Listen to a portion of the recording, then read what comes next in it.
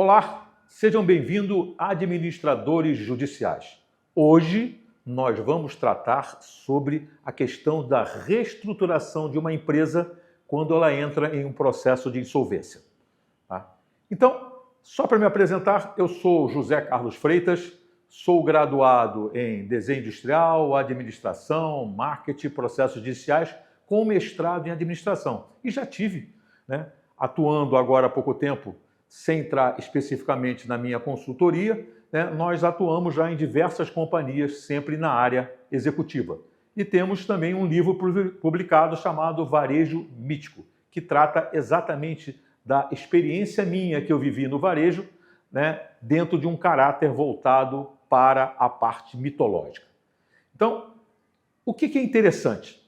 Nós vamos começar a fazer e falar sobre alguns pontos acerca do papel do administrador judicial e o que essa lei reserva para ele.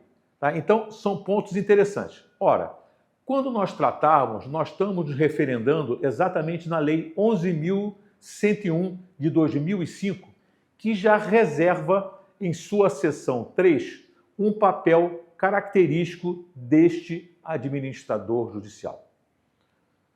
Um dos grandes papéis que o administrador judicial, quando ele é nomeado, tem, é que ele é um auxiliar do juiz. E sobre essa direção do juiz, aonde que ele atua de um modo supervisionado, ele começa a fazer a sua atividade de administrador judicial.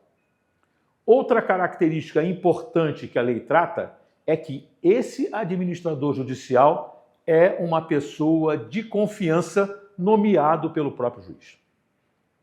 Ele é um fiscalizador das atividades do devedor e o cumprimento do plano de recuperação judicial, que a companhia que está sendo auditada, vamos dizer assim, e sofrendo esta intervenção, ela tem que apresentar. Além disso, ele produz um relatório sobre a execução do plano de recuperação judicial e verifica se todos os créditos que estão arrolados na relação dos credores e dos devedores estão sendo cumpridos ou vão ser cumpridos e se a companhia que produziu esse material tem condições de arcar com esse tipo de situação. Pode vir a presidir a Assembleia Geral dos Credores, dentro desse ato da recuperação judicial, e no conclave desta Assembleia de Credores, o administrador judicial vai cadastrar, vai credenciar os credores, vai fazer a conferência dos votos para a posterior divulgação dos resultados. Então, só para a gente poder perceber, a gente começa a entender exatamente o arcabouço da lei em relação ao papel dos administradores judiciais. Agora, existem alguns pontos extremamente importantes. Por quê? Porque um papel do administrador e a sua função como administrador judicial, ele pode vir a variar de acordo com dois grandes vetores. Primeiro, caso se a companhia nomear um comitê, que é possível fazer para atuar dentro da condução da empresa, e isso for decretado ou não, isso pode gerar o afastamento dos administradores da empresa em recuperação. Isso é um ponto. Se houver esse decreto e esse afastamento dos administradores da empresa devedora, o administrador judicial ele deve administrar e representar a recuperanda durante um período de tempo até que seja eleito um gestor judicial pela própria Assembleia dos Credores. Ora, em qualquer ato, em qualquer fase ou qualquer momento da recuperação judicial, verifica-se que é indispensável, eu estou falando, indispensável o administrador judicial. Por quê? Por ele ser uma pessoa de confiança do juiz, ele vai fiscalizar o processo recuperacional de forma reta e íntegra, guiado exclusivamente pelo senso de justiça e comprometimento com a função social do Instituto, quer dizer, da questão do papel da empresa.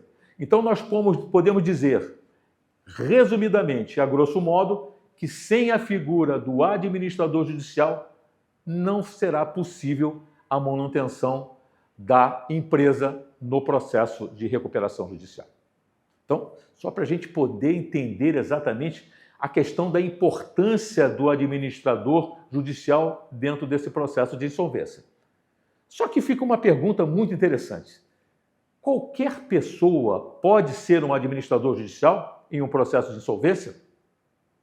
Olha que questionamento interessante. A lei, ela trata de alguns aspectos muito peculiares. O primeiro dele diz que, se você for um administrador judicial, pessoa física, existe uma preferência por um determinado tipo de profissão, que pode ser um economista, um advogado, um contador ou um administrador de empresa. Isso não invalida as outras profissões, mas você começa a perceber que algumas características dessas profissões levam a habilidades específicas dentro dessa atividade extremamente importante.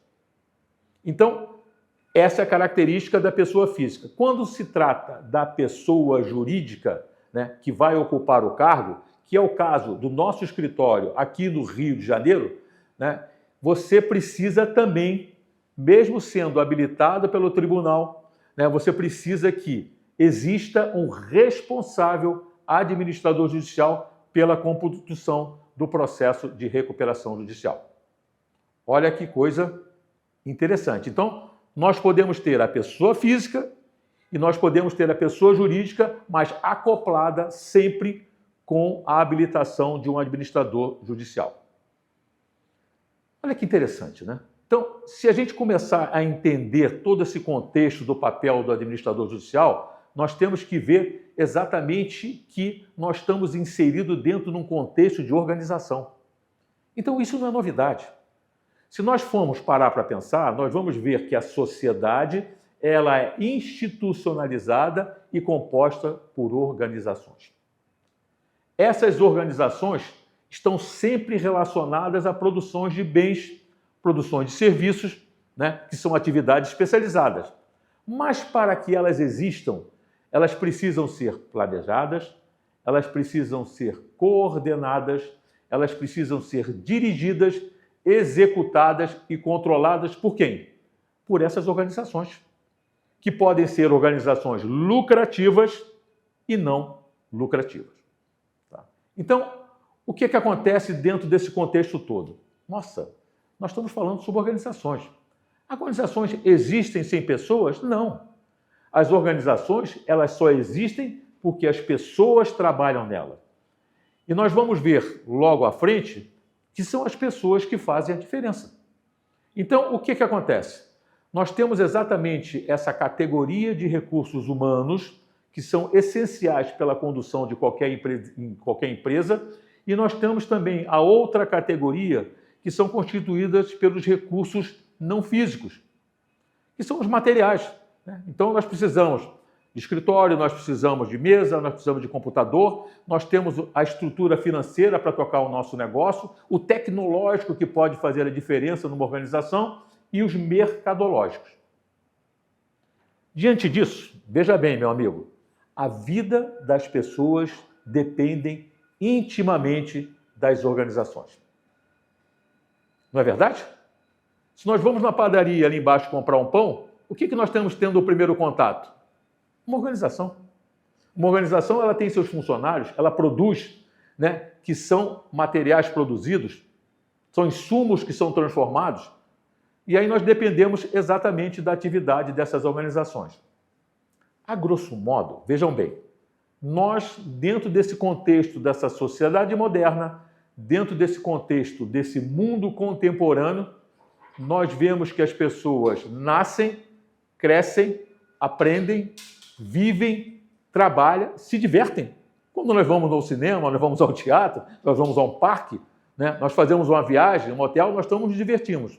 Elas são tratadas e morrem dentro dessas organizações.